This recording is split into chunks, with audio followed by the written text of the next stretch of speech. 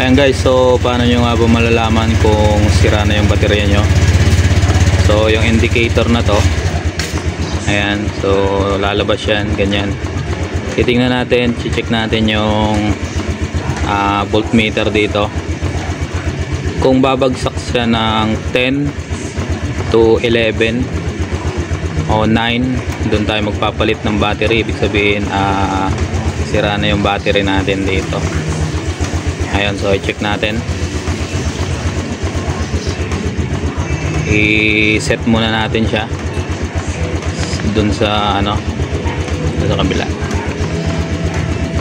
Ayan, so makikita nyo dito sa voltmeter. Ayan, ito yung voltmeter natin.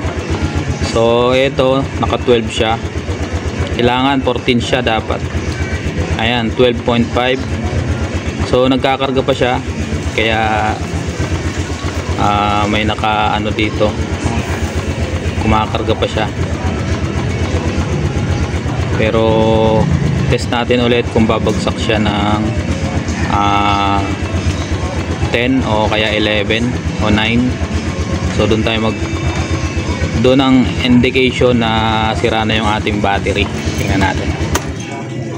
Open ulit natin. Ayun, 11. Ayun, so kumarga na siya. So kanina lumitaw siya, pero siyempre nakaandar kaya kumarga siya. Kaya ngayon anuin muna natin siya, papatayin para makita yung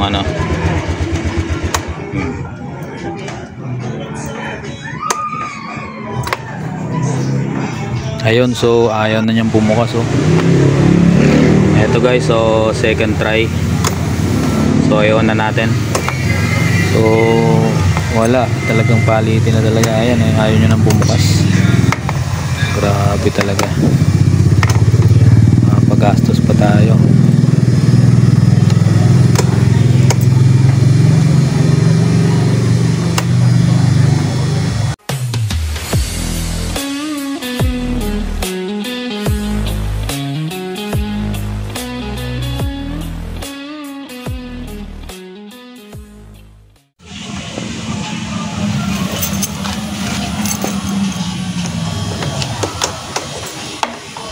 Yun. Hindi. Wala na. Ayaw na mabuhay. Commute.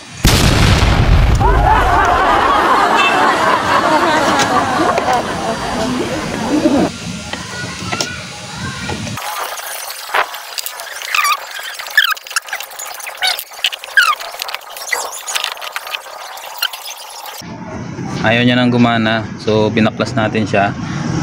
Dito may charger tayo, titingnan natin kung babagsak siya ng 9 o pababa. So ibig sabihin sira na nga itong battery natin, kailangan na natin palitan. Positive. Titingnan natin. Ayan, ayan, no? 8.9, 10.5. So kanina nag-8 siya. So ayan, yun ang indication na sira na nga yung ating battery.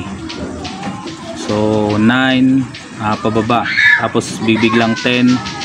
Ayun, so kailangan na natin palitan tong battery na to. So kanina hindi na siya hindi niya na kayang pailawin tong panel natin, panel board.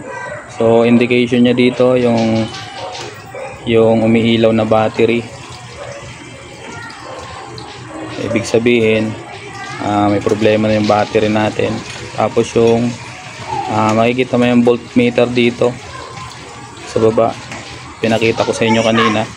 So dito hindi siya naka-charge. So bali tinignan lang natin siya kung ilang voltmeter nga siya.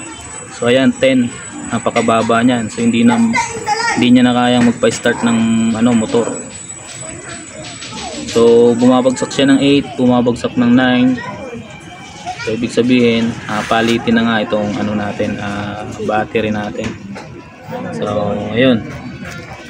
So i-charge natin siya, mamaya titingnan natin kung kaya niya pa ring paandarin tong motor natin o bibili na lang tayo ng bagong battery para dito sa ano Honda Click natin.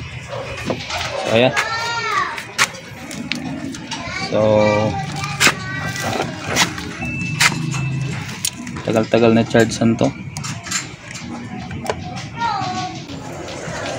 Ayun, so habang pina-charge ko nga yung battery na to, so naisipan kong bumili na lang ng bago kaysa pagtiyagaan ko pa tong luma na to. Baka magka-problema pa ako pagdating dun sa aking trabaho. Baka di ako makauwi, magtulak ako pa uwi. 3 years na nga pala to guys. Pwede na sulit na yung gamit dito, kaya pwede na natin palitan to. Ayan. Ito yung bagong battery natin guys na binili. So buti bukas pa yung yung store na binili natin ito. So ang tatak na ito is OD cell battery made in Thailand. Ayan. So yung luma natin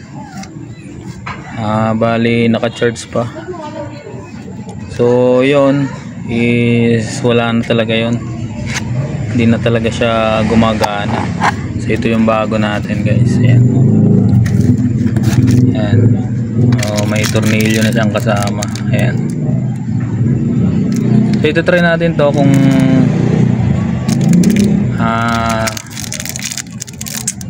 siguro okay naman to. Sasalpak na natin para makita natin kung okay siya. So ang presyo nito ay 750. Ayun. Ayan, tara salpak na natin.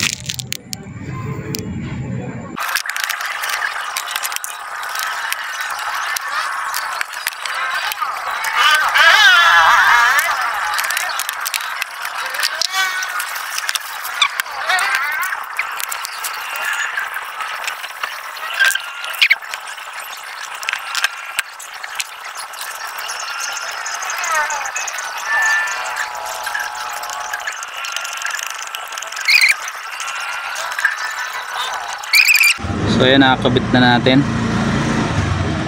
Ayan. Ay, kabit na natin. The moment of truth. Dito na. Tingnan natin kung gagana. Ano yun mga? Ayun. Di ba? Ayun ko yan. Wala na siyang rito. Wala na yung sign na indication ng battery. Di ba? So bago to na natin, kinabit natin. Ayan. Bakit kalibin niya ako? So dapat 14 yan. So itong natin is bago pa kasi kaya 11 siya. So dapat pumapalo siya ng 14. Ayan, so ayan natin. Start natin. Okay, start.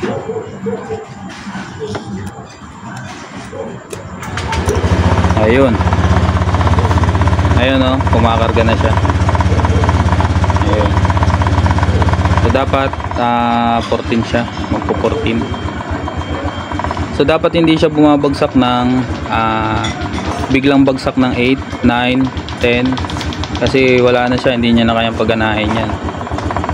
So ayun, indication ng mahina na at palitin na yung ating battery. So mag-charge pa siya, hayaan muna natin siya mga ilang minuto para mag-charge dito sa ating motor. Ayun. So buti na lang hindi tayo sa trabaho nawala ng baterya, kung hindi wala, yari talaga tayo. Tutulak tayo hanggang pauwi. Ayan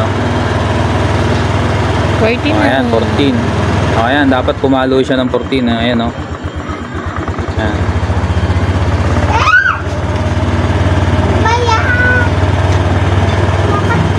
Hayaan mo muna. Ayan o.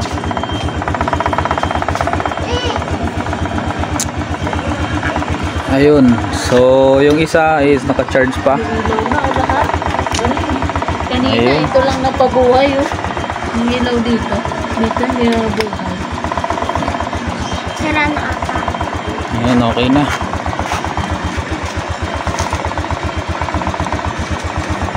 Siyempre, nandito lang kayo sa bahay. Ano, sira na yung battery niya dati. Ayun. Okay na, goods na to. Ayun na, 14 na daddy. Yung naka-steady oh. Babalik na lang natin yung cover. Malakasan mo All din. goods na. So yung isa, pwede na natin itapon yun, yung naka-charge doon. O pwede natin ipamigay. Ayan. Okay na. So thumbs up tayo dyan. Ayan.